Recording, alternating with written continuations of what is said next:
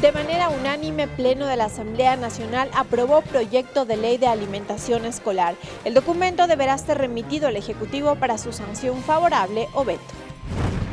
Debate del proyecto de ley de pesca en la recta final. Listo informe sobre veto del Ejecutivo a proyecto de ley de emprendimiento. Autoridades investigan supuesto atentado al domicilio de la legisladora oficialista Liuba Cuesta, ubicado en el cantón Naranjal, provincia del Guayas. Los medios legislativos presentan TVL Noticias Emisión Estelar con Belkis Sánchez. Jueves 13 de febrero del 2020, saludos a todos, sean ustedes bienvenidos a la emisión estelar de TVL Noticias. Llegamos a ustedes como cada tarde a través de la señal de los medios legislativos, Televisión Legislativa del Ecuador, la radio de la Asamblea Nacional y nos siguen también por internet por tvl.asambleanacional.gov.es y por Facebook Live. Enseguida las noticias.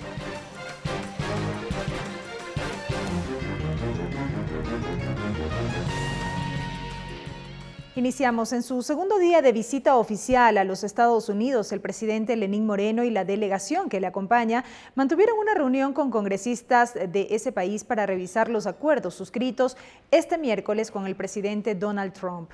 Según el canciller José Valencia, existe la misma predisposición de colaboración en el Congreso. Las declaraciones se dieron en el marco del reconocimiento que ofreció el presidente Lenín Moreno a la congresista demócrata Debbie Murkacel Powell, nacida en Guayaquil y quien es elogiada por su trabajo por los migrantes que residen en Estados Unidos. Posteriormente, el presidente Moreno brindó una charla en el Atlantic Council de Washington, D.C. En este encuentro participaron empresarios ecuatorianos, así como también del país norteamericano.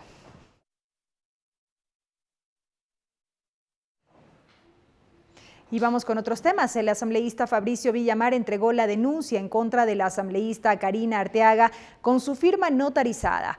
Este tema será nuevamente analizado por el Consejo de Administración Legislativa CAL la próxima semana. Si la denuncia procede, se deberá conformar una comisión para que investigue la supuesta gestión de cargos públicos de lo que se le acusa a la legisladora.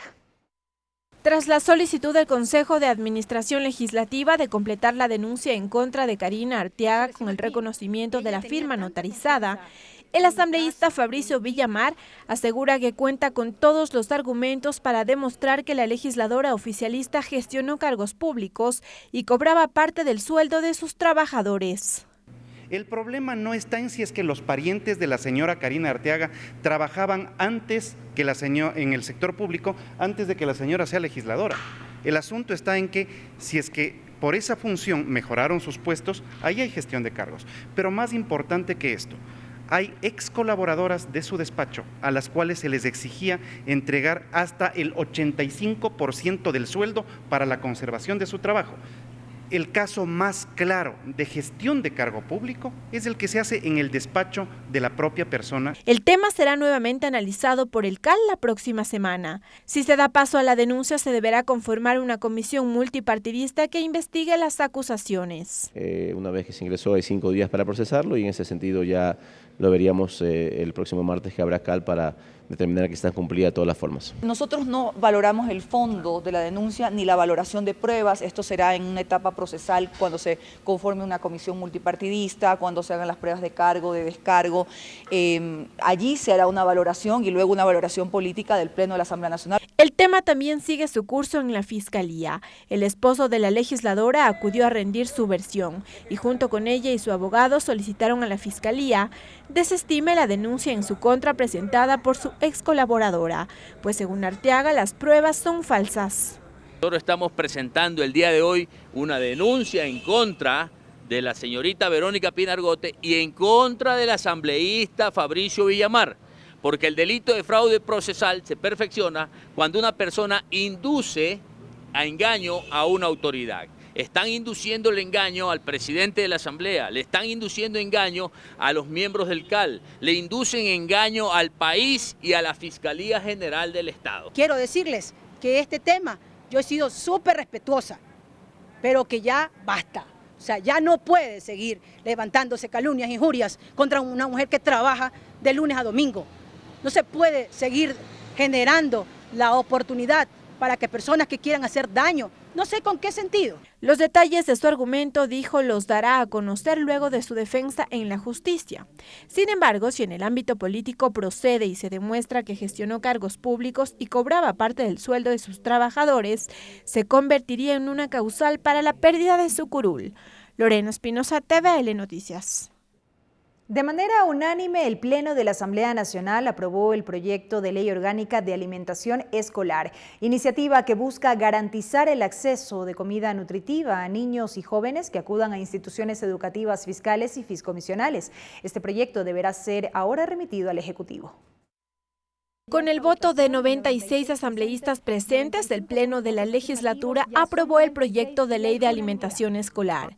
Con esta propuesta, los legisladores se comprometieron en poner fin al hambre y erradicar los índices de mala nutrición que existe en el país y por ende los problemas que derivan de ella, tema que según el proponente del proyecto traería ahorro al Estado. Que enfrentamos costo total de la desnutrición. Se calcula que en 2014 la desnutrición generó un costo total de 2.599 millones de dólares en Ecuador. Esto se basa en lo que es muerte prematura y la brecha de escolaridad asociada a problemas cognitivos que produce la desnutrición. De su parte, el ponente del proyecto resaltó la participación campesina, la coordinación entre entidades del Estado y la promoción de alimentación nutritiva que se vería reflejada con la aprobación de la ley. Hemos incluido como un fin de esta ley asegurar la inocuidad y control de los alimentos que se expenden, los mismos que también se distribuyen en las instituciones educativas. Ya en el debate, los legisladores coincidieron en que no solo se trata de falta de alimentos en algunas zonas, sino que hay que hablar de una calidad de productos y junto con ello de educación alimenticia que permita tener un plan de nutrición variada que mejore el rendimiento de niños y jóvenes.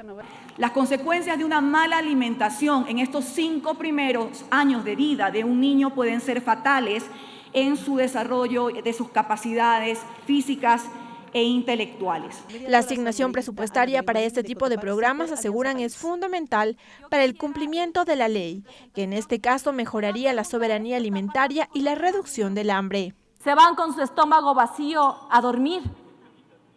Ese es el llamado a la conciencia que tenemos que hacerles nosotros mismos, pero también nosotros al gobierno, y que el gobierno pueda dar estas respuestas y que el gobierno priorice el presupuesto para la educación, priorice para la inversión en la salud, priorice el presupuesto para la desnutrición infantil. Si queremos nutrir a más de 6 millones de niños ecuatorianos, la inversión en la agricultura es crucial para aumentar la capacidad productiva agrícola y los sistemas de producción alimentaria sostenible. Una vez aprobado el documento, deberá ser remitido al Ejecutivo para su sanción favorable o veto. Lorena Espinosa, TVL Noticias. Y previamente, organizaciones sociales y gubernamentales respaldaron la aprobación del proyecto de ley de alimentación escolar. Tras manifestar los índices de mala alimentación y desnutrición, aseguraron que esta propuesta beneficiará al desarrollo y desempeño de niños y jóvenes. El representante de la FAO en Ecuador precisó que la alimentación es un derecho reconocido en varios instrumentos internacionales, de los cuales Ecuador forma parte. Sin embargo, reveló que según un informe de varios organismos, 1 de cada 9 personas no alcanzan a cubrir sus necesidades alimentarias. Por ello, los programas de alimentación escolar contribuyen a mejorar la calidad de vida. Solo en América Latina y el Caribe se registran 42.5 millones de personas en esta situación. Por otro lado, la prevalecencia del sobrepeso y la obesidad está aumentando en todas las regiones. El representante del programa de alimentos en el Ecuador pidió sensibilidad a las instancias públicas para que en estos temas exista mayor inversión, pues asegura que el programa contribuye con beneficios en el ámbito social y desarrollo comunitario. El presente texto de ley de alimentación escolar conduce hacia la intención de sentar las bases para mejorar la calidad y la actividad del Programa Nacional de Alimentación Escolar. De su parte, la gerente del proyecto de alimentación escolar del Ministerio de Educación hizo una exposición cronológica del desarrollo del proyecto que de momento cubre a 2.8 millones de beneficiarios. El contexto nacional plantea la doble carga de la malnutrición como una situación en la que una persona puede tener a la vez desnutrición crónica y también obesidad y sobrepeso. Al pleno de la asamblea acudieron estudiantes de la escuela 11 de noviembre del Cantón Mejía, quienes pidieron a los legisladores que aprueben el proyecto que aseguran mejorará su entorno físico y de aprendizaje. La alimentación no solo se basa en comer y saciar el hambre, sino es la capacidad de escoger los alimentos adecuadamente, con los cuales se puede desarrollar y obtener los máximos beneficios. Para tener un desarrollo, para tener un crecimiento, para tener energías, para estar físicamente activos y por sobre todo para estudiar y para aprender. Las comisiones generales culminaron con un baile, danza y arte dramático del grupo Los Reveladitos. Los estudiantes del Colegio Hermano Miguel Lasalle expusieron también ante los legisladores el mural donde plasmaron las manos de los asambleístas a manera de respaldo de la propuesta. Lorena Espinosa, TVL Noticias. De otro lado, el debate del proyecto de ley de pesca entra en su fase definitiva. Este jueves se retomó la discusión en el Pleno de la Asamblea Nacional y la votación se prevé para el próximo martes. Los legisladores se mostraron de acuerdo en crear una institucionalidad que proteja a la acuicultura y pesca del Ecuador. Con una comisión general, el Pleno de la Asamblea Nacional retomó el segundo debate del proyecto de ley de pesca.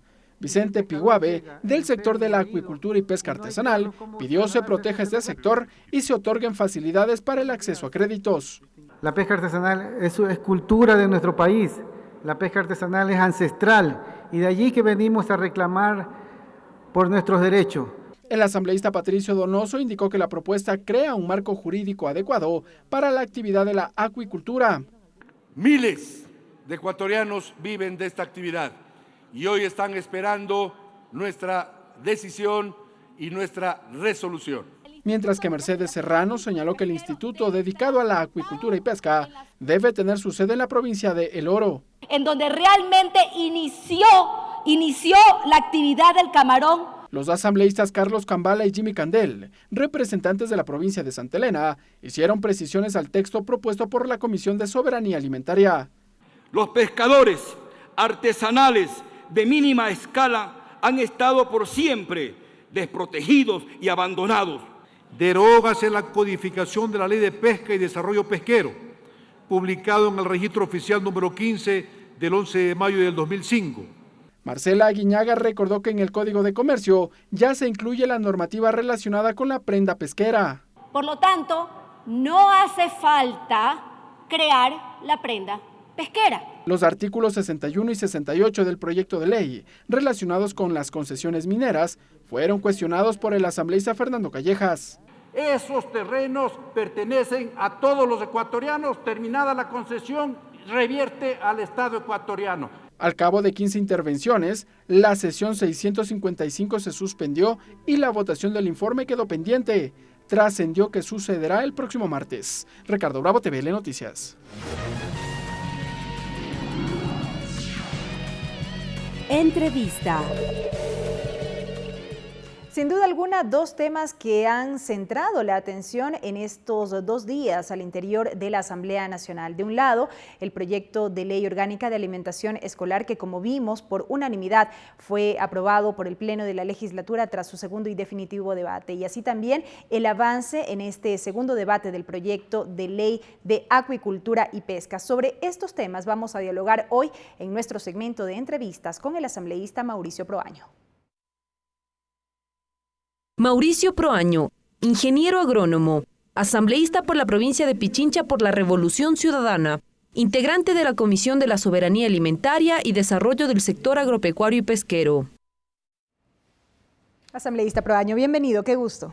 Bueno, a ustedes primero, gracias por la entrevista y estamos aquí siempre listos para aportar en lo que se pueda en información a la gente. Así es, iniciar esta entrevista con lo que tiene que ver con el proyecto de ley de alimentación escolar. Ya lo dijimos, aprobado por unanimidad, hubo muchos criterios positivos alrededor de este proyecto de ley, del cual usted fue el proponente. Sí, bueno, estuvimos hace varios años ya trabajando en este tema como coordinador del Frente Parlamentario Ecuador Sin Hambre y miembros del Frente Parlamentario contra el Hambre Cero América Latina y Caribe. La propuesta fue ver si en América Latina comenzábamos a trabajar sobre el tema de alimentación, porque una de las cuestiones que todavía no se solucionan es que por qué a veces los países reducen pobreza, reducen desigualdades y en el mismo porcentaje no podemos reducir la desnutrición. Y hoy un problema que se complementa a esto, un problema de obesidad y sobrepeso. Los índices son altísimos no solo en el Ecuador, sino en la región y por qué no decirlo a nivel mundial. Claro, y a veces se pensaba que solo era cuestión de decir a la gente que coma mejor. Lo que nosotros decimos es que cuando hay una población escolar que tiene todo, si nosotros no cuidamos de 0 a 5 años, y esto en los colegios de 5 a 17 años, que por lo menos dentro del Estado asegure el complemento alimenticio, y además de eso, que tengan una educación sobre la nutrición, no vamos a tener ninguna meta que superemos en el futuro. Pensamos que la única forma de trabajar en este tema y disminuir todos estos índices de pobreza, ayer mismo demostrábamos que en el Ecuador, los estudios que se hizo Naciones Unidas, habla que el Ecuador gasta, el costo que le corresponde por este tipo de enfermedades es más de 4.300 millones de dólares. En el caso de desnutrición es por desatención, por pérdidas de los cursos, deserción escolar, no pasar a niveles superiores de educación. Y en el caso de obesidad y sobrepeso son problemas ya de costo de la salud, unido a esto diabetes, hipertensión arterial, que es uno de los temas tan grandes. Sobre esto, si uno puede prevenir, con presupuestos como los que estábamos proponiendo, presupuestos pequeños, uno puede prevenir y lograr que ese costo tan alto que es para la población y especialmente para la vida de la gente pueda reducirse y poder tener un país más productivo, un país más sano. Justamente, realidad que se corregiría elevando a política de Estado todo el tema de alimentación escolar, eso es lo que se ha dicho y a lo que apunta esta iniciativa legal. ¿Cómo se viabiliza? Sí, el tema siempre, lo que se ha hecho en alimentación escolar, yo tuve la oportunidad cuando recién me gradué de ingeniero agrónomo de trabajar proponiendo lo del Programa Mundial de Alimentos, que viene de muchos años, pero sentíamos que a veces el entregar solamente alimentación, el jugarnos con darle una dieta, unas vitaminas y eso que se trataba antes, no solucionó el problema. Y es por eso que cada año o cada gobierno cambia su política sobre esto y no es una cuestión constante, no es una cuestión, para luchar contra la malnutrición tiene que ser una cuestión constante, que vaya en crecimiento y que se vaya evaluando. Y es por eso que al generar una ley orgánica ya pasa de ser apenas de un querer o no de algún funcionario o de un gobierno que venga a una política de Estado en donde la preocupación de cumplir con el derecho a la alimentación de los niños va a estar supeditado a que se cumpla con la ley y podemos fiscalizar y podemos ir avanzando en este proceso que queremos con la alimentación escolar. Esto que usted señala me lleva a preguntarle, asambleísta, ¿qué sucedió con el programa de alimentación escolar en la década anterior, que en sus inicios se vio como algo muy positivo, pero que finalmente también mereció mucha crítica desde diversos sectores? ¿Y cómo se corrige lo que quizá se hizo mal en su momento a través de este proyecto de ley? Sí, bueno, las estadísticas lo que indican, y ahí viene un tema que es una incógnita a nivel mundial, que ahora se le puede entender mejor. El Banco Mundial, en el último estudio que presenté en el Pleno, apuntando hacia lo alto, que es el último libro que sacó Banco Mundial, dice: Ecuador logra disminuir pobreza, disminuir desigualdades, mejor de ingreso de las familias, pero no logró en el mismo porcentaje reducir el tema de desnutrición. ¿Qué quiere decir eso? No es una cuestión, a veces la lógica política es: si yo le doy más dinero va a comer mejor, si yo le doy más dinero avanza más esto. No, quién sabe, la gente que tuvo mayor ingreso no tuvo la educación nutricional y compró alimentos ultraprocesados que no tienen ningún apoyo nutritivo. Entonces, la opción de la ley dice: bueno, no, está bien, si vamos a luchar contra pobreza, vamos a mejorar los ingresos, pero también vamos a los niños a educarles en la parte nutricional. Y los niños pueden ser el vector importantísimo para que vayan a la casa y puedan hacer cambiar hábitos alimenticios en las familias. A veces uno cree que porque la mamá y el papá y lo que dan de la alimentación es lo mejor, y a veces eso no es tan cierto. Y es por eso que el niño sería uno de los indicadores que ellos van y le dicen: me gustan las ensaladas que me dan en la escuela, me gustan estas frutas y ustedes no nos dan. Y eso pueden hacer cambiar el hábito y eso va a ayudar mucho. Entonces vamos a complementar. Educación, a la alimentación, complemento de nutrientes, inocuidad, manejo de alimentos y impulsar todo lo que es la agricultura campesina a nivel local. Por eso se va a descentralizar totalmente este programa y no se va a centralizar como estuvo anteriormente, que 2 empresas manejaban los alimentos de los niños y lo peor que pasaba es que se daba el mismo alimento casi en 365 días, que a cualquier humano, a cualquier persona le cansa. La leche y la galleta o estas barras nutritivas. Y eso ya no había ese consumo. Entonces hay que reconocer, sí, que pasó ese problema. Pero para eso estamos los legisladores y ahora poniendo en una ley en que se busque el alimento fresco, se busque el alimento local, escogiendo muy bien y que tenga un grado de inocuidad para que no haga daño. Por ejemplo, como yo decía siempre, si me dan una barra de, no sé, me dan de harina, pero si me dan chochos con tostado, cuando uno mide en un análisis bromatológico los nutrientes del uno y el otro, no le queda ni a la par. Y eso se produce en la agricultura campesina. Justamente, entonces ejemplifiquemos y aterricemos un poco lo que ahora mismo señala este proyecto de ley. Porque quizá quienes están escuchando esta entrevista, los padres de familia, se preguntarán, bueno, entonces, en adelante, ¿qué es lo que le darán a mis hijos en la escuela, en el colegio? ¿Qué es lo que recibirán? Y lo que recibirán es que hoy van a estar también invitados en los comités locales de alimentación escolar los padres de familia y ellos podrán discutir, podrán conversar con las autoridades para ver las dietas que se van a dar. Hay ciertas guías nutricionales que tiene el Ministerio de Salud, pero esto tiene que ser en complemento y en discusión con los padres de familia. Esto se tendrá que definir ya en lo posterior. En lo posterior, porque la ley ya está. El procedimiento para eso sería ya en el reglamento. Y van a estar vigilantes, también se forman las comisiones para que en cada parte, en las localidades esté el gobierno local, esté la ciudadanía, estén los padres de familias representados vigilando que se cumpla con la política, que se cumpla con el presupuesto y se cumpla también con el tipo de alimento que se entrega a los niños. Entonces, y considerando también la particularidad de los territorios, asumo yo, ¿no? Claro. Lo que se consume en la costa, en la sierra, en la Amazonía, será diverso, será diferente. Diversa. Por ejemplo, hay zonas en el país donde no hay consumo en ninguna parte del año en leche, porque no hay leche ahí, pero en otras de la sierra hay mucha leche y a la gente sí le gusta y a otras no, pero va a depender. En la costa, por ejemplo, nos decía el asambleísta Candel que había un tema de a veces que la gente, el pescador artesanal, no podía vender en comercialización pescado. Y a veces que se pierde ese pescado. Entonces, si a ese artesanal le enseñamos, al pescador artesanal, le enseñamos a cómo darle valor agregado, a congelar, a cocinar, a cocer ese producto, para que luego sea dado a los niños, es un alimento también superior a cualquiera que le estén dando. Y con eso hacemos dos funciones. Educamos, evitamos, reducimos desnutrición y también apoyamos a la agricultura campesina con una inyección de fondos que dice la ley que tiene que ir hacia las zonas rurales. Justamente, una preocupación que salta y que saltó evidentemente en el debate, tiene que ver con el tema presupuestario. ¿Cómo se zanja esto en la norma? Sí, yo no estoy de acuerdo en el tema que se aprobó en la Constitución, porque una ley sin presupuesto es una ley casi muerta. Y no porque digo yo, en las experiencias en América Latina hay varios estudios que hicieron evaluaciones de FAO, Naciones Unidas, hicieron en varios países que tienen ley de alimentación escolar, y las leyes no pasaron de ser leyes sin tener presupuesto. Por eso que nosotros pusimos un 0,5 del presupuesto del Estado. Bueno, ahí mucha gente dice, no puede el asambleísta por la Constitución poner este tope.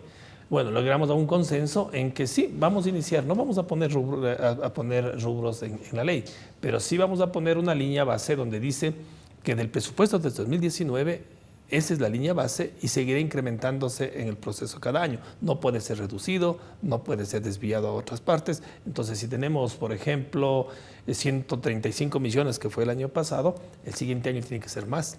El siguiente tiene que ser más. Porque no podemos en nutrición, si queremos trabajar en malnutrición, no podemos ser intermitentes, tenemos que ser continuos.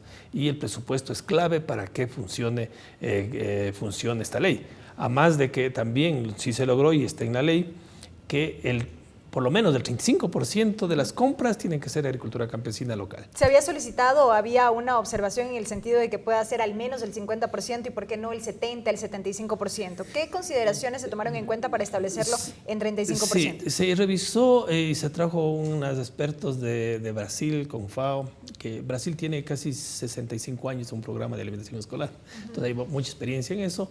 Y nos decían que para iniciar con la agricultura familiar, que incluyen la parte de alimentos, no es que vamos a ir y ya va a haber el producto para comprar. Por eso es que le ponemos al Ministerio de Agricultura y Ganadería, por ejemplo, en zonas para que informen, ayuden, hagan emprendimientos y para que los agricultores conozcan que no pueden vender un producto de esta forma, sino con un cierto grado de inocuidad y transformación para los niños, y eso demora.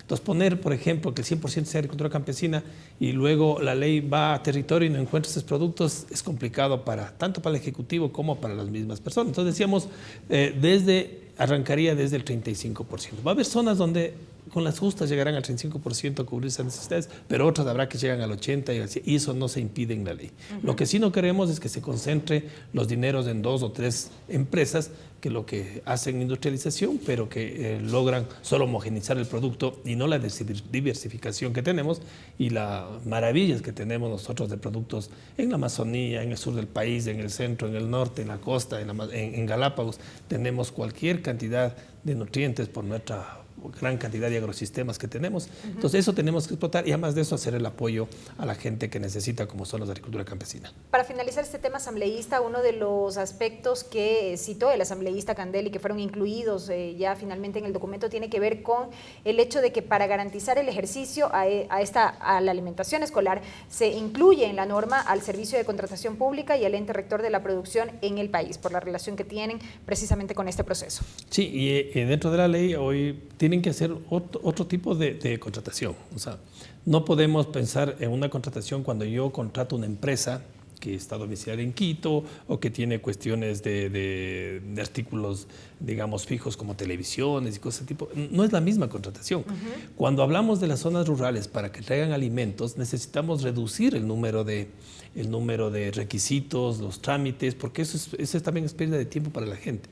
Esperamos que, y eso está en la ley, que se reduzca todo este tipo de cosas, pero eso sí, sin bajar el nivel de calidad del producto y la inocuidad que necesitamos. Entonces, llegamos a un acuerdo, la contratación pública tiene que ser de una forma más resumida, de una forma más sencilla, cumpliendo las normas de calidad, y eso para poder apostar que la gente pueda impulsar todos los procesos productivos en las zonas rurales para que puedan ofertar su producto. Bien, ahora este proyecto de ley pasa a la cancha del Ejecutivo para que emita su pronunciamiento, sea de sanción favorable o de veto en el caso de que evidentemente exista alguna observación respecto del articulado y hay expectativas sobre aquello. Ahora bien, me quedan apenas un par de minutos, asambleísta, me gustaría aprovechar su presencia para hablar también sobre el segundo debate del proyecto de ley de pesca. Muy brevemente, ¿qué criterio le merece lo que ha dejado hasta el momento esta segunda discusión de un tema del cual se ha venido hablando desde el periodo anterior en el que usted formaba parte justamente de la Comisión de Soberanía Alimentaria? Sí, bueno, nosotros tuvimos en la entrega de 2 proyectos de tiempo y iniciamos el trabajo. Teníamos que armar la ley de aguas, tierras, semillas, sanidad agropecuaria y íbamos trabajando en el de pesca. Es un tema muy complicado, no es tan fácil de solución. En América Latina no ha habido cambios por más de 40 años de estas leyes. Tuvimos el asesoramiento de la sede de Chile y la de Panamá para lo que es pesca. Dejamos un borrador, logramos dejar el borrador, pero nuevamente cuando tomamos este periodo, la reactivación de esto inician nuevamente los problemas.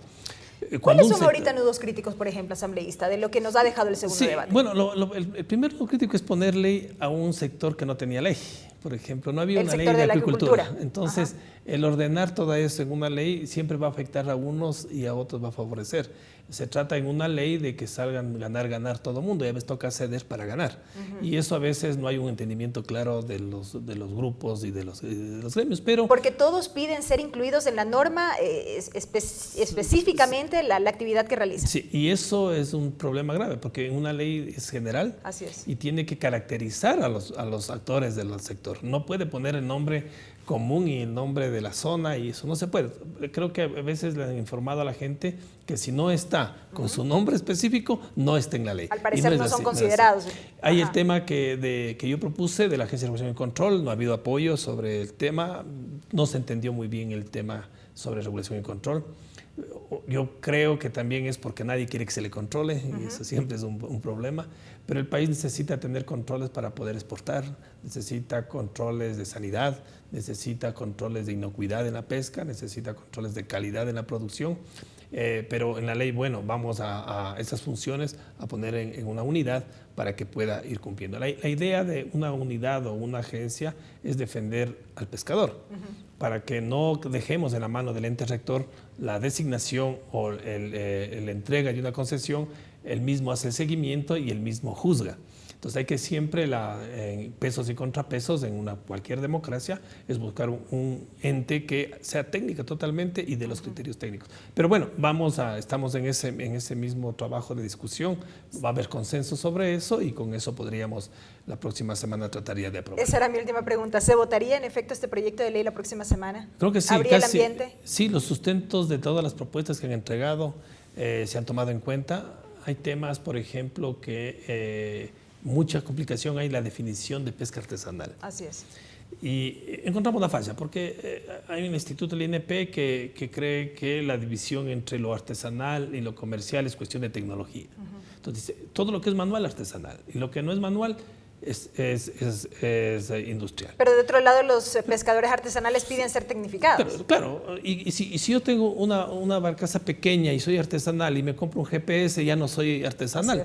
Cuando la tecnología en el mundo va a tecnología de cuidado del ambiente, es mejorar los instrumentos de pesca, mejorar los instrumentos de agricultura defendiendo el ambiente. Entonces, lo que quieren hacer con una definición de esas es solo dejarle al agricultor, usted está en el neolítico y se queda ahí.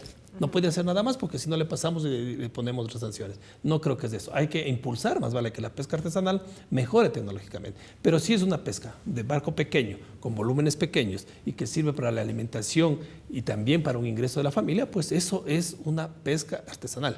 Otra cosa es que si yo voy con un buque de 40 metros y frigoríficos inmensos, bueno, eso es clarito que es una cuestión que es comercial, industrial. Así que en eso estamos ya cambiando la definición.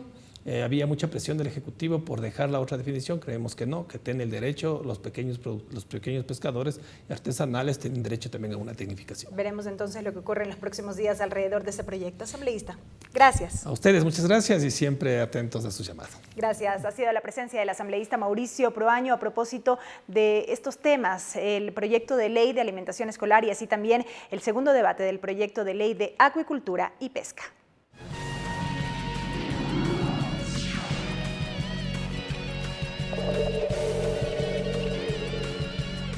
Y en más noticias, amigos, les contamos que la madrugada de este jueves, la asambleísta por Guayas, por Alianza País, Liuba Cuesta, habría sufrido un atentado en su domicilio ubicado en el cantón Naranjal. Cámaras de videovigilancia captaron el momento en que dos individuos no identificados lanzaron gasolina y prendieron fuego a dos vehículos y una moto que estaban estacionados en las inmediaciones de la casa de la legisladora. Lo ocurrido mereció el rechazo por parte de los parlamentarios, también de los integrantes de la bancada de Alianza País, que mediante un comunicado precisó que se trataría de un hecho sistemático en contra de la asambleísta. De su parte, el presidente de la Asamblea Nacional, César Litardo, pidió a las autoridades que se investigue el suceso.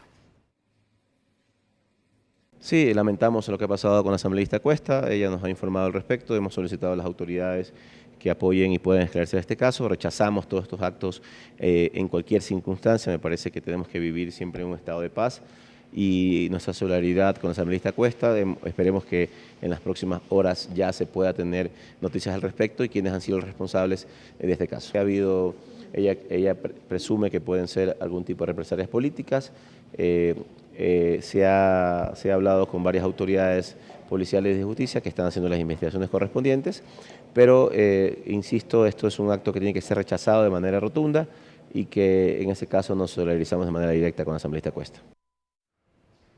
Tiempo de una pausa, amigos. Al volver, más información en la emisión estelar de TVL Noticias. Quédese con nosotros. Regresamos con TVL Noticias, emisión estelar, luego de la siguiente pausa promocional. Continuamos con TVL Noticias, emisión estelar. Seguimos informando, amigos. Con 9 votos a favor, la Comisión de Desarrollo Económico aprobó el informe no vinculante sobre la objeción parcial del Ejecutivo al proyecto de ley de emprendimiento e innovación. La mesa decidió ratificarse en 20 de los 73 artículos observados. Entre estos, entre los temas, constan la creación del Sistema Nacional de Emprendimiento y los plazos para la elaboración del reglamento de aplicación de la norma. La Comisión de Desarrollo Económico, de las 73 observaciones del Ejecutivo en el veto parcial al proyecto de ley de emprendimiento, decidió ratificarse en el texto original a 20 artículos. 2 de ellos concitó mayor análisis en la mesa.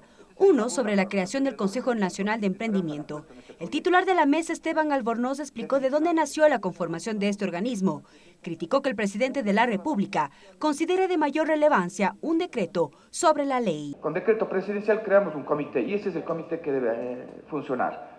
O sea, tenemos que legislar en función de decretos. El decreto queda encima de una ley. El Consejo lo hará el Ejecutivo. Además ya tenemos el Consejo. Y después las atribuciones lo haremos nosotros. Las atribuciones del Consejo, donde está la clave, donde están los temas más importantes de esta ley.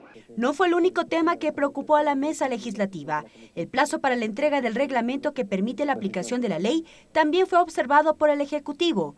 En la propuesta aprobada por la Asamblea propone 90 días, mientras que el presidente de la República pide eliminar tiempos. Le eliminamos al Consejo y además el Consejo se formará cuando nosotros hagamos un reglamento. Lo seguro es que este gobierno nunca hará ese reglamento. Y, o sea, nos burlaremos. Este sería una burla para los emprendedores de cuánto esperanza le han puesto en este proyecto. Aquí no podemos darle plazos al infinitum cuando la gente necesita empleo, pues. Se han perdido 150.000 empleos, pues. Es inadmisible también el hecho de que, siendo nuestra función de legisladores, el Ejecutivo pretenda que el reglamento, que es uno de los cuellos de botella de las leyes, no se fije y no se ponga un plazo. Todo esto concitó el debate en la comisión, a quienes consideran necesario ratificarse en el texto original, pues el no hacerlo sería un retroceso para el sector productivo y de emprendimientos del país. Una ley tibia, que estamos haciendo una ley que impacte en el desarrollo nacional, que permita a los nuevos emprendimientos, especialmente a los jóvenes, cuajar, consolidarse, ser una realidad. Esto que siempre me preocupa en cuanto al emprendimiento, a la innovación, a la generación de nuevos trabajos. El informe no vinculante aprobado por la Comisión pasará a manos de la Presidencia de la Asamblea, para que a su vez convoque al Pleno para su análisis.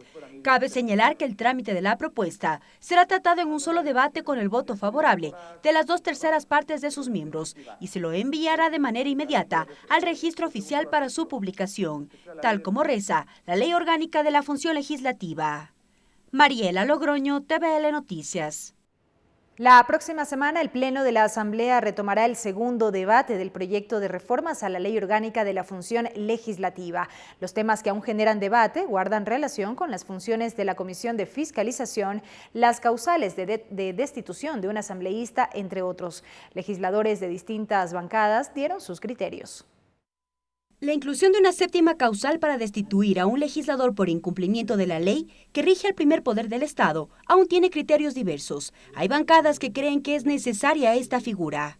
Aumentar las causales para destitución de los asambleístas, eso también hay que procesarlo en este proceso, en esta ley, para que estos vacíos que existen en el futuro puedan ser llenados por normas que prohíban estas malas prácticas que se han dado en el pasado. Desde mi punto de vista, no cabe que se constituya la figura de abandono, porque no hay esa posibilidad, no hay abandono del cargo. ¿Cuándo pierden los legisladores su calidad de legisladores? Cuando son destituidos del mismo. Hemos pedido que si en 90 días un asambleísta injustificadamente no asiste, sea cesado de sus funciones y sea destituido. A ello se suma la votación. En la iniciativa se plantea que para la destitución de un legislador o de una autoridad con el rango de ministro pueda ser con 91 votos, es decir, mayoría calificada. También hay posturas definidas sobre este tema. Bueno, me parece que si en el caso de un ministro se requiere 91 votos para ser censurado, un asambleísta que tiene la posición de una votación popular, que tiene una mayor representación ciudadana que la de un ministro,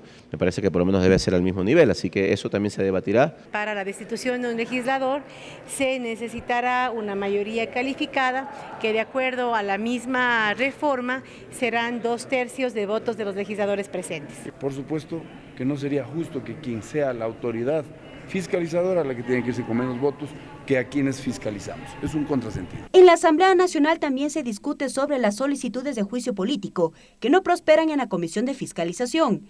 En las reformas se incluyó la posibilidad de que sea el Pleno quien decida el destino de un juicio político. Que la Comisión de Fiscalización pueda procesar sus informes, que realice los cargos, los descargos dentro de los procesos que establece la ley. Pero ya la decisión de archivar un juicio político me parece que debe ser una decisión del Pleno de la Asamblea Nacional. Hoy vemos que hay ciertas bancadas que no estarían de acuerdo. Lo que estamos haciendo aquí es que el máximo órgano de la Asamblea Nacional ejerza su atribución plena. Que por un tema puntual quieran darle a la Comisión de Fiscalización un rol distinto al que tradicionalmente ha tenido, me parece que no es la forma adecuada. El próximo martes se retomará el segundo debate de las reformas a la Ley Orgánica de la Función Legislativa. Según el titular del Parlamento, César Litardo, será en varias sesiones. Mariela Logroño, TVL Noticias. Los jueces del Tribunal Contencioso Administrativo presentaron sus observaciones al proyecto de reformas al Código de la Función Judicial. La Comisión de Justicia y Estructura del Estado de la Asamblea Nacional recibió las propuestas. Los ejes sobre los cuales giraron las observaciones son Tribunal de Segunda Instancia, vacancia judicial y error inexcusable. La jueza María Cecilia Delgado, del Tribunal Contencioso Administrativo, indicó que con las reformas al Código de la Función Judicial habrá celeridad en los trámites. Existen procesos en los cuales no es posible recurrir sin que ello conlleve vulneración alguna a este derecho y garantía del debido proceso. Señaló que la creación de un tribunal de segunda instancia generaría mayores gastos para el fisco. Que la tasa de conflictividad donde más existe juicios en materia contenciosa administrativa es en Quito. El resto de tribunales del país, que están bien justificados también su trabajo, tienen una tasa mucho menor de carga procesal. Criterio que lo compartió el juez Marco Albán. Si nosotros tenemos después incidentes que impiden el avance del proceso, eso traerá una dilatación del proceso. Eso a su vez trae mayor despacho, mayor congestión. Es obviamente, señores asambleístas, que acercarían la justicia constitucional al ciudadano. Sobre la posibilidad de modificar las fechas para la vacancia judicial, como lo propuso la presidenta de la Corte Nacional de Justicia, la jueza Delgado indicó que las necesidades de la ciudadanía no pueden esperar. Estamos en un momento histórico en donde la carga es tan alta. No estamos en los años 70, estamos en otro momento histórico y con otras normas constitucionales y legales que impiden la suspensión del servicio de justicia. Sobre la aplicación de la figura del error inexcusable, los jueces indicaron que se debe aclarar la norma. La Comisión de Justicia recibió estas observaciones y las incluirá en el informe para primer debate del proyecto de reformas. Ricardo Bravo, TVL Noticias. La Comisión de los Derechos de los Trabajadores alista el informe para primer debate del proyecto de reformas a la Ley de Servicio Público para eliminar las pensiones vitalicias de expresidentes y exvicepresidentes. Al momento, en la mesa analizan la viabilidad de que la propuesta sea retroactiva. Para ello, solicitarán a la Corte Constitucional su criterio. Son 11 propuestas que buscan reformar la LOCEP artículos 135 y 136 sobre la eliminación de las pensiones vitalicias de expresidentes y exvicepresidentes de la República. El debate al momento en la Comisión de los Derechos de los Trabajadores se centra en la eliminación en su totalidad o a su vez un porcentaje que bordea el 40% menos para los exmandatarios. Karina Arteaga, presidenta de la mesa, considera que aún no es un tema con consensos. Dijo que se evalúan las iniciativas. Hay algunas propuestas, por ejemplo, que ya no sea el 75% de su sueldo que recibía, sino que sea el 50%, el 70%. Eso tenemos que discutirlo acá en la comisión. En otros temas, por ejemplo, que en eso sí todos coinciden, con el tema de cuando tiene un proceso judicializado. Entonces, ese también es otro tema que creo que vamos a coincidir todos. Eliminar ahí la pensión. Ahí eliminar la pensión cuando hay sentencia ejecutoriada. De su lado, Cristina Reyes analizó que antes de eliminar por completo la pensión, se debe evaluar su trabajo, como es el caso de la ex vicepresidenta Rosalía Arteaga, pero también aquellas autoridades que no están en el país y tienen problemas legales. A mí el concepto de que un exmandatario que ha cumplido con su país, que ha trabajado honestamente, que no tiene cuentas con la justicia, yo sí considero que un reconocimiento simbólico por esa labor no es algo malo, al final es un impacto mínimo en el presupuesto general del Estado. Si la iniciativa como tal podría ser retroactiva, fue otro eje de discusión. Los legisladores plantearon consultar a la Corte Constitucional. Que la Corte Constitucional sea la que verdaderamente valore si la decisión de eliminarlo hacia atrás o no, o inclusive de regularlo, que es una propuesta que voy a hacer, es apegada al texto constitucional. Si es que hay algún tema que podemos reformar, será de ahora en adelante, no con efecto retroactivo. La Comisión de Trabajadores contó además con los aportes del legislador Henry Moreno. Su proyecto de reformas plantea igualdad en la ley. Pero los derechos se pelean en función de su legitimidad. Y aquí, cuando se construyó la LOCEP, en esta disposición, reitero, no hubo legitimidad, porque ya estaban prohibidos todos los tratos especiales. Todos éramos servidores públicos. Para la próxima semana, la mesa legislativa tendrá listo el informe para debate ante el Pleno. Mariela Logroño, TVL Noticias. El proyecto de reformas a la Ley de la Defensoría Pública recibió observaciones por parte de la Academia. La Comisión de Justicia es la encargada de tramitar esta iniciativa. Se trata de la abogada y académica Lisette Torres, quien expuso las observaciones al proyecto de reformas a la Ley de la Defensoría Pública.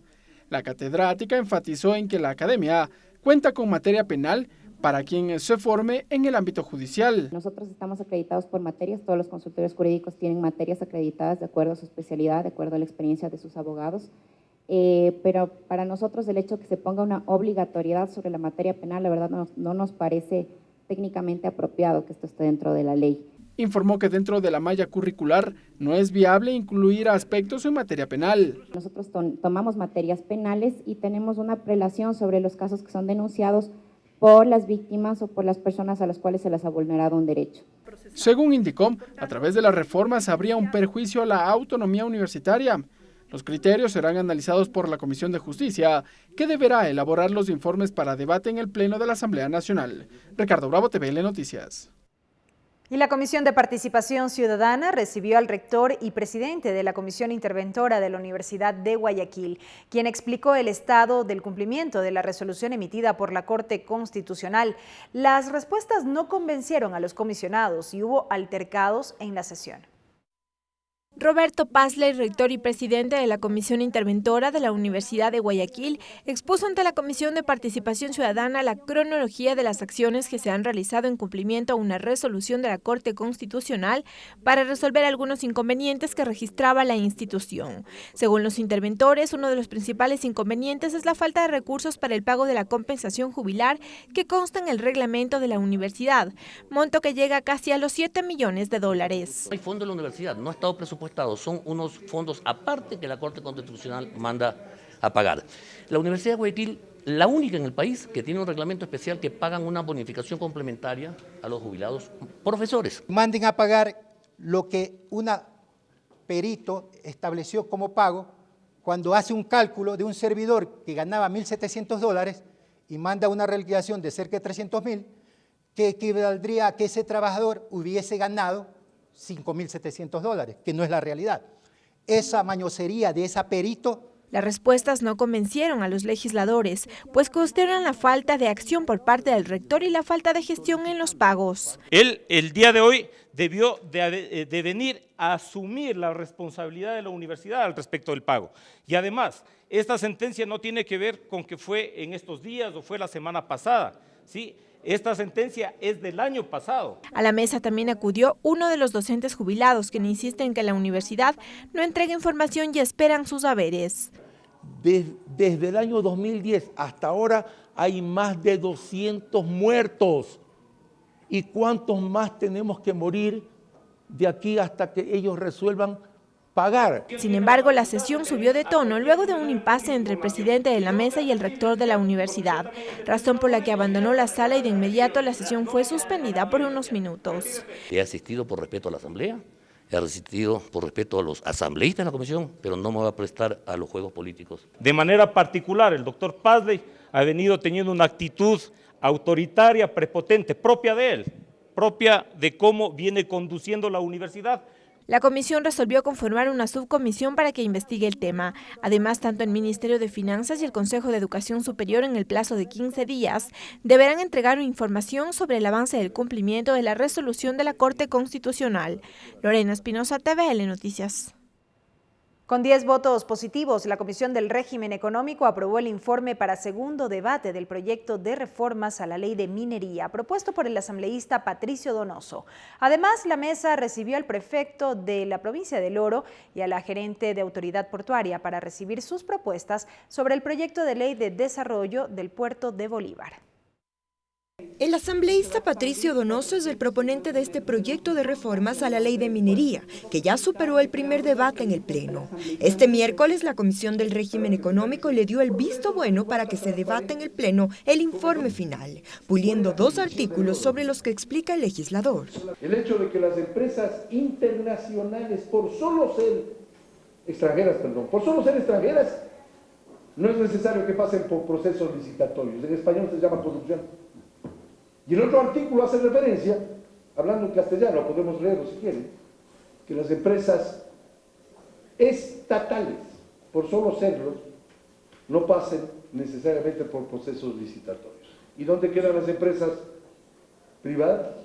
¿Y dónde quedan las empresas ecuatorianas? Esta mesa legislativa también recibió en comisión general a la gerente de Autoridad Portuaria del Puerto Bolívar, Evelyn Icaza, quien explicó que construyendo el muelle, el Oro va a contribuir económicamente con el crecimiento del país. Entonces ellos me están diciendo todas sus solicitudes. Entonces, finalmente, mientras el puerto coge la sinergia de comercio y de seguir creciendo, yo tengo que ir viendo cómo le facilito para que el concesionario invierta. Mismo hecho que compartió el prefecto de esta provincia, Clemente Bravo. Él alegó que el Oro produce la mayor cantidad de banano del Ecuador y que las aguas del puerto son profundas para la comercialización marítima de esta fruta. En no menos de 3 años, uno de los puertos más fuertes del Ecuador y en corto tiempo del Pacífico va a ser el Puerto Bolívar. ¿Por qué? Porque las condiciones geográficas son las mejores. Nosotros no necesitamos carga de nadie. Todo esto en el marco del tratamiento del proyecto de ley de desarrollo del Puerto Bolívar que está en análisis al interior de la comisión. Los legisladores se comprometieron a integrar sus propuestas para garantizar la construcción del puerto a fin de beneficiar a esta provincia. Tatiana Sonnenholzner, TVL Noticias. Y les contamos que el articulado del proyecto de reformas a la Ley de Tránsito está listo en un 98% según el presidente de la Comisión Ocasional que tramita estos cambios. Según el asambleísta Fafo Gavilanes, el segundo debate en el Pleno de la Asamblea Nacional será en el mes de marzo. A la fecha, la Comisión Ocasional de Tránsito revisó el 98% de las propuestas de reforma a la Ley de Transporte Terrestre. Así lo informó el presidente de la Comisión Ocasional, Fafo Gavilanes. Acordémonos que son 5 ejes, el eje institucional, el eje de tránsito, transporte, el eje tecnológico, el eje de seguridad vial. En cuanto a la aprobación de los artículos, la comisión determinó que los gobiernos autónomos descentralizados cuenten con la institucionalidad necesaria para ejercer la planificación, regulación y control de transporte terrestre, mientras que la Comisión de Tránsito del Ecuador y la Policía Nacional asumirán esa función. Lo que se ha hecho es algunas disposiciones reformatorias tratando de empatar con el tema del Código Orgánico Integral Penal. En cambio, con 8 votos, los legisladores prohibieron toda forma de monopolio y oligopolio en el servicio de transporte terrestre.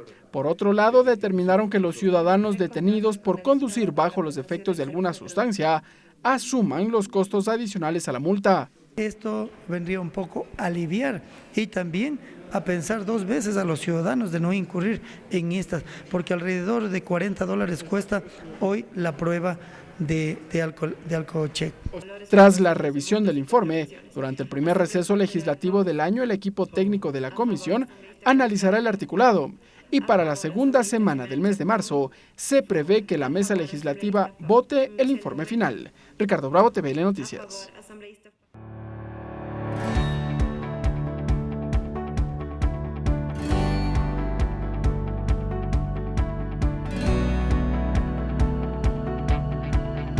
Asamblea en territorio. Tu participación es importante. El Cantón Tena, provincia de Napo, fue el tercer lugar visitado por el presidente de la Asamblea Nacional junto a varios asambleístas. Esto como parte de la iniciativa Asamblea en Territorio. En este encuentro, el titular del Legislativo explicó los alcances de la Ley de Emprendimiento y la construcción de la Ley de Turismo. En el Cantón Tena, provincia de Napo, con música tradicional, bebidas ancestrales como la guayús y chicha de yuca, fueron recibidos del presidente de la Asamblea Nacional y asambleístas, esto como parte de la iniciativa Asamblea en Territorio. En este encuentro, el titular del Parlamento mantuvo una reunión de trabajo para socializar la Ley de Emprendimiento, los alcances de la Ley Amazónica y la construcción de una Ley de Turismo. Hizo el llamado a trabajar en conjunto. Es un poco de organización, un poco de priorización de los proyectos. La Amazonía recibe a nivel de GAT más de $200 millones extras que no reciben otros sectores del país. Y también hay un fondo común importante, es decir, un poco la idea es que eso tiene que priorizarse, ponerse de acuerdo, darle un valor a las obras que tienen que ir trabajándose para que haya beneficios para la región. Uno de los aspectos ampliamente analizado fue el rol de los gobiernos autónomos descentralizados en materia turística. La prefecta de Napo, Rina Tunay, pidió a la Asamblea un trabajo mancomunado. Necesitamos también el apoyo de los representantes de la Asamblea Nacional para que a través de la ley se puedan ir regulando varias cosas que a nosotros como gobiernos autónomos también nos faciliten poder cumplir con el objetivo que tenemos trazado. Las nuevas iniciativas también tuvieron su espacio. En la Feria de Emprendimientos en el Malecón de Tena, los legisladores conocieron de cerca los procesos de elaboración de platos típicos de la Amazonía y también de artesanías, como de Melissa Andy, administradora del puerto Misaguayí llamado Sinchihuarmi. Resaltó el trabajo en equipo, pero sobre todo a creer en el talento de la gente. Bueno, en este caso la comunidad se siente ya integrándose. Saben que ese proyecto que ellos veían que era un chiste, un broma, un chisme de las mujeres, pero no fue así. La idea fue dar a conocer y demostrar que este proyecto sí va a superar. Ante ello, el presidente de la Asamblea expuso la importancia de contar en el proyecto de ley de turismo un artículo sobre turismo comunitario y ecológico. Por ejemplo, de la importancia que significa para la Amazonía el turismo comunitario, el turismo vivencial, el turismo ecológico. Y en la ley actual no existe un solo capítulo que hable, por ejemplo, de esas. Posterior a esta visita, los legisladores tuvieron la oportunidad de conocer el turismo cultural y ancestral propio de la región amazónica. Se trasladaron en bote a la comunidad aguarina, en donde conocieron los saberes ancestrales, especies que habitan en la zona y además la necesidad de contar con una ley que proteja este patrimonio cultural y natural. Ya en el ámbito educativo, el titular parlamentario junto a varios asambleístas conocieron las instalaciones de la Universidad de Iquiam. Ahí mantuvieron una reunión con los docentes y representantes estudiantiles para conocer sus principales inquietudes y proyectos. Mariela Logroño, TVL Noticias.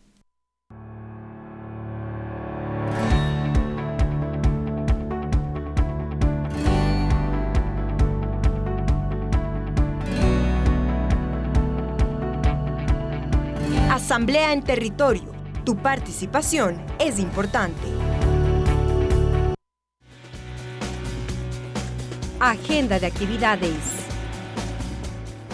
Rápidamente la revisión de la agenda de actividades de la Asamblea Nacional para este viernes 14 de febrero a las 11 horas. Sesión de la Comisión de Educación recibe a Roberto Pazley, rector interventor de la Universidad de Guayaquil, con el fin de que informe respecto a varios temas relacionados con esta institución educativa.